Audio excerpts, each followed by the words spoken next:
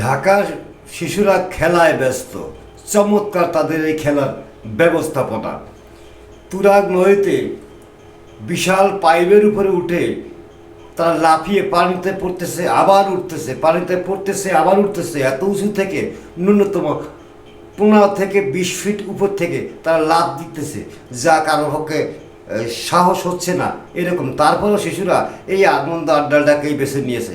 তুরাগ নদীতে বিশাল আনন্দ আড্ডা, পানিতে উপরে উঠে পানি থেকে লাফ দিয়ে পড়া, এই জন্য মনে হয় তাদের জন্য একটি স্বর্গরাজ্য।